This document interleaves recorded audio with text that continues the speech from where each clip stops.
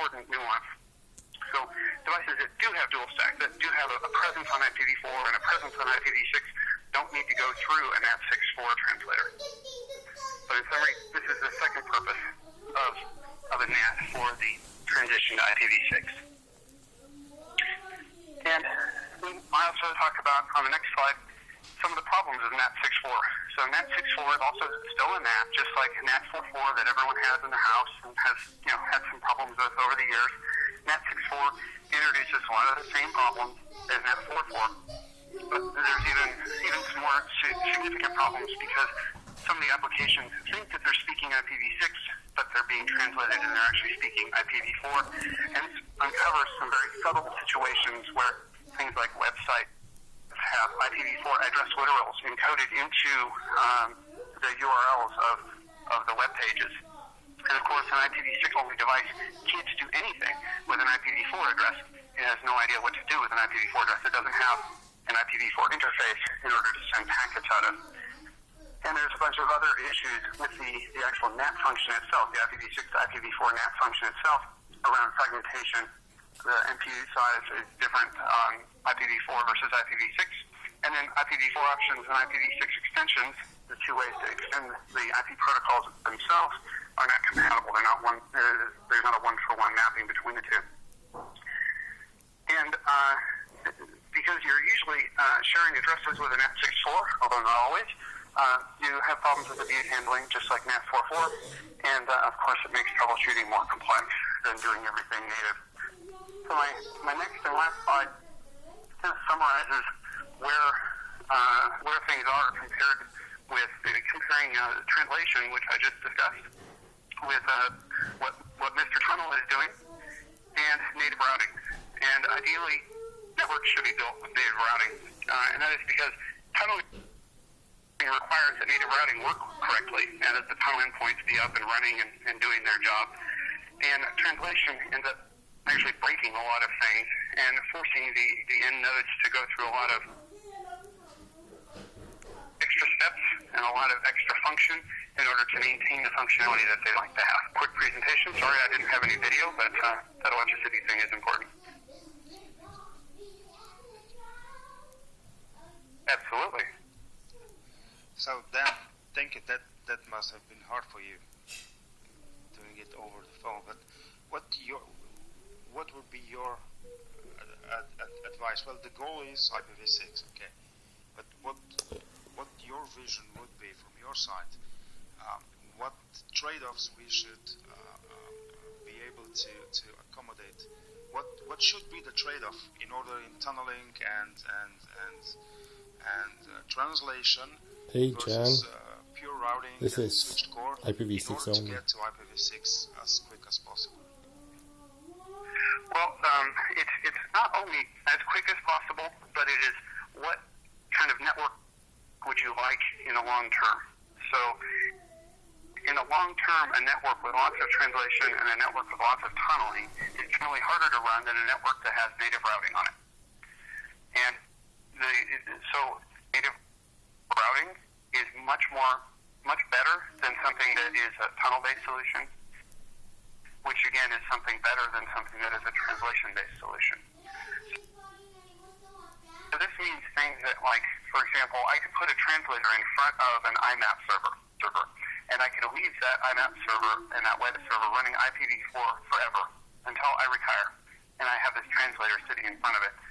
However, although this works reasonably well, it's not as ideal as running IPv6 natively on the host. So let's look at Which I'm doing. The host, the IMAP server or the web server does connection logging. So it's looking at the incoming IP address and port for these connections. All these connections, if you have a translator in front of it, will appear to be coming from the IP address of the translator instead of the IP address of the real user connecting in. So imagine you have a dictionary attack ongoing against your IMAP server. It now becomes much more difficult to troubleshoot and track down which host has been compromised and is doing this dictionary attack against your IMAP server because of this translator sitting in front. Whereas if the IMAP server was running native IPv6, you would know the IPv6 address of the attacking device. And this helps tremendously. Of course, it does require that the host be upgraded to IPv6, and its an app server or Apache or IIS or whatever it's running, be upgraded to IPv6. But it ends up providing a much better experience than running a translator right in front of it. So I guess I would say native routing is always best. Where you can't do native routing, where you have to tunnel over equipment that only supports IPv4, well, then you have to do it. But it should be on the plan to remove that equipment, upgrade that equipment, so it can do native IPv6.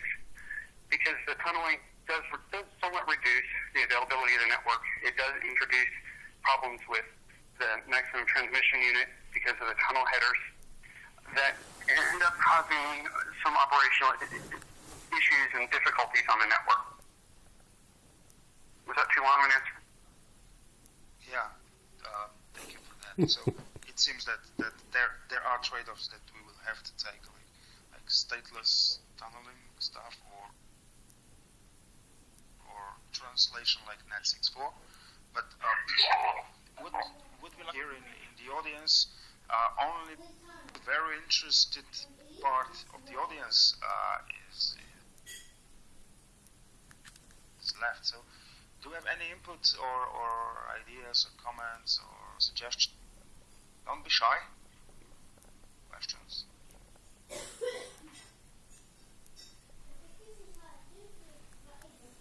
Yeah.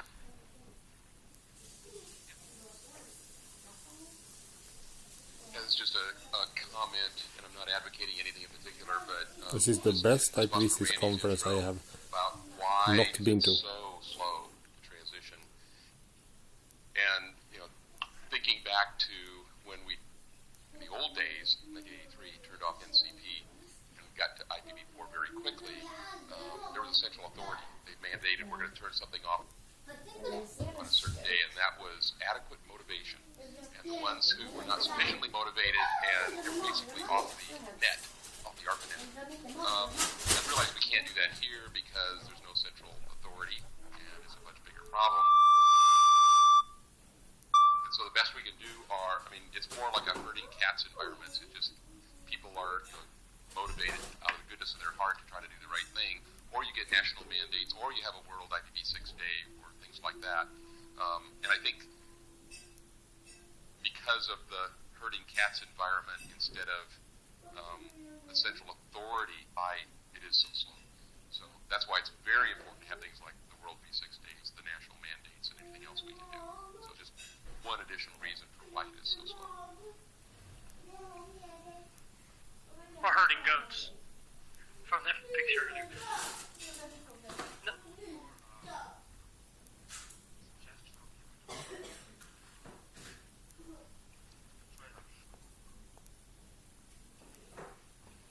Well, there's always been, for us, dual stack wherever we can. We don't have a problem. In the US DoD, we don't have a problem with not enough IPv4 addresses. So it's never been an issue of not enough V4.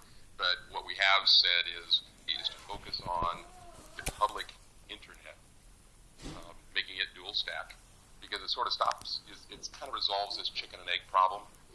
Who goes first, the client or the servers or whatever? If you at least focus on the public internet, making that dual stack, then the clients have a choice of doing V6 only without the fear of having to go through a translator, which are bad. So that's why I think it's a good idea to focus on that part of the problem first, the public internet, dual stack, and then the V6 only clients can have the choice of actually doing V6 only without going through translators. Could you help reconcile something that I think might be a little bit different between what I heard Dan say and Randy say earlier? 146 megabyte of pure IPv6. What is this? On slide 8, For a the little temperature video thing, right? It conference was session. green on the right, worst. Dan's self-deprecating nature puts himself on the worst side, saying don't translate if you don't have to. Tunnel if you can't do if you can't do native routing, but do native routing preferred, right? And I agree fully with this.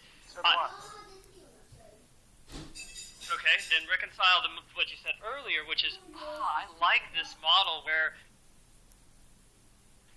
and run v6 only within the LAN. At what point do you say that the translator's better than native routing? I can't get V4 space on my LAN. So I had two choices. RFC 1918 space, which has to go, or NAT64, which has to go through that. I don't have a choice. Okay. Yeah, I mean, my view of NAT has always been you never want it in the middle. You've always wanted as far to the edge as possible. There are reasons for, like on a single host doing virtualization where you may need to do some sharing. Okay, but that person makes a choice if I'm going to give up something to gain something, and it doesn't break anybody else. I have to take care of my son now as well. It's within your This is about it now. If I choose to do NAT You've seen it internally, working. I know what I'm breaking, and I'm not Okay. breaking somebody else's application across That's the it. core, because I'm not doing it at the core. So that's as far as I dare to go, is my own